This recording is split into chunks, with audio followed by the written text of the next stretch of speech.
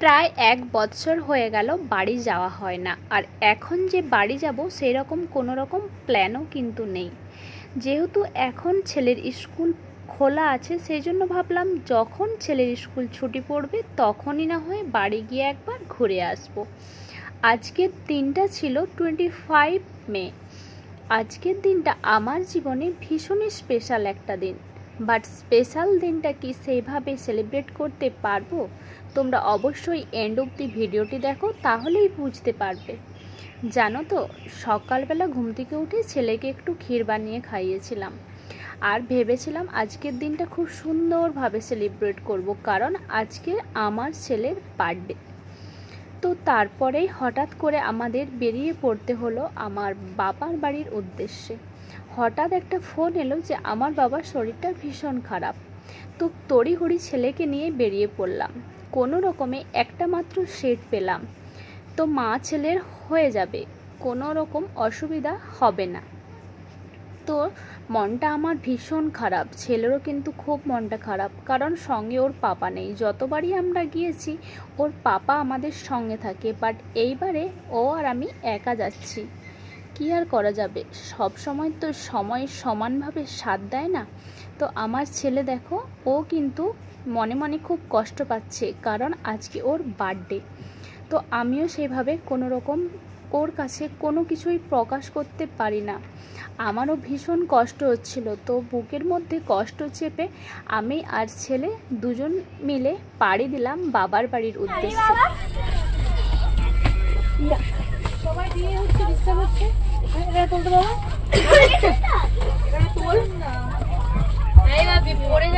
তারপরে দেখো বন্ধুরা, আমি অনেকটা টাইম একা একা মন খারাপ করে বসেছিলাম, কোনো রকম ভিডিও বানাচ্ছিলাম না এবং কারোর সঙ্গে কথাও বলছিলাম না।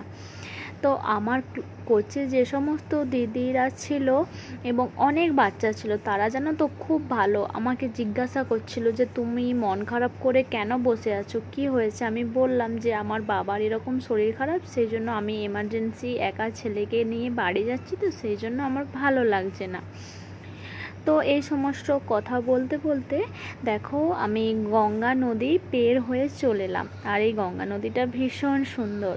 তোমরা কে কে এই গঙ্গা নদীর উপর দিয়ে এসেছো প্লিজ তোমরা কমেন্ট করে একবার জানিয়ে। কিন্তু আমার কিন্তু খুব ভালো লাগলো এই গঙ্গা নদীটা, সেই জন্য আমি অল্প করে একটু ভিডিও করে নিলাম। তারপরে দেখো একটা স্টেশনে এলাম। আর আমরা বাড়ি থেকে আসার সময় শুধুমাত্র ডাল, আলু আর তোমার ভাত খেয়ে এসেছিলাম। তো এখানে যেহেতু আসার পরে আমার ছেলেকে খিদে পেয়ে গেছে, সেই জন্য এই যে দাদাভাইটা আমার ছেলের জন্য ডাল পুরি নিয়ে এলো। আর আমার কোচের সমস্ত মানুষজনরাই বেশিরভাগ কিন্তু বাঙালি ছিল। আর আমার ছেলে তো সকলের সঙ্গে খুব সুন্দর মজা মস্তি করে যাচ্ছিল। ওর তো কোনো রকম জার্নিতে অসুবিধে হয় না, আর আমারও কিন্তু সেই রকম কোনো রকম মানে প্রবলেম হয় না বললেই চলে। মানে ভীষণই ভালো ছিল, মানে মানে তুলনা করার বাইরে, মানে খুব ভালো ছিল। তারপরেই যেটা হলো,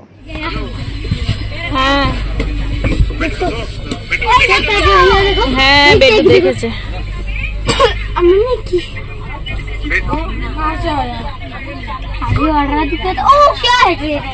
बेटू बेटू पापा क्या बोल रहे, देखो पापा क्या बोल रहे।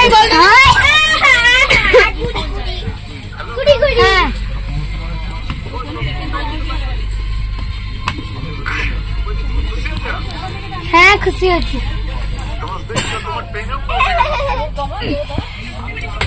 ট্রেনার রুকে গেছে, আমরা সবাই মিলে সেলিব্রেট করব, সবাই একসঙ্গে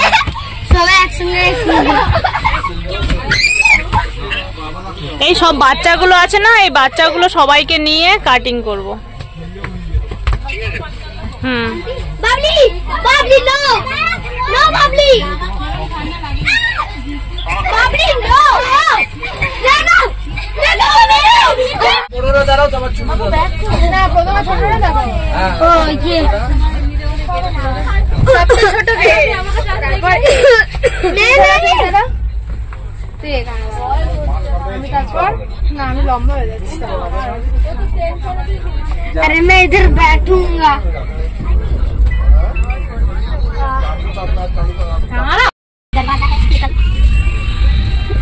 अरे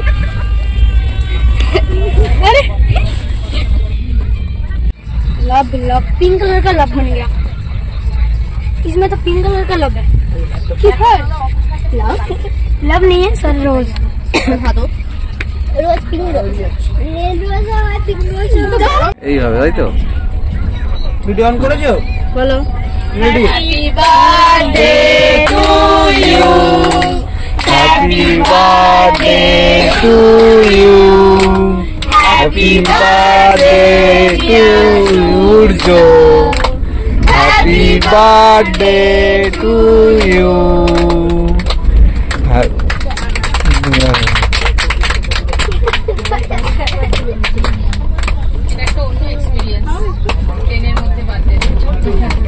হ্যাঁ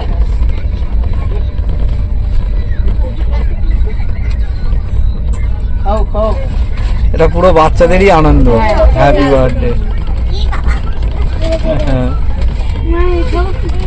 দেখ ওরা কত এক্সাইটেড হ্যাঁ खाइए दाओ ले लो तो खाइए दाओ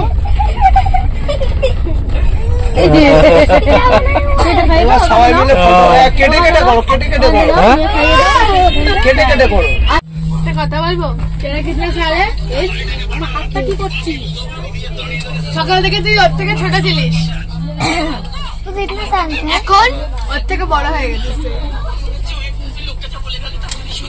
তো এখন না হলে না তুমি একটু বসে আমাকে স্যান্ডউইচটা দাও, আমি ধুই হাতে ধুই আজকে থেকে আমাকে স্যান্ডউইচ আর বড় বলাই এক মিনিট করে দাও তো কাটতে দিলে আমার বিস্কুট দাও বিস্কুট নিয়ে দাও কি হয়েছে আর বার্থডে গেল तेरा बर्थडे गिफ्ट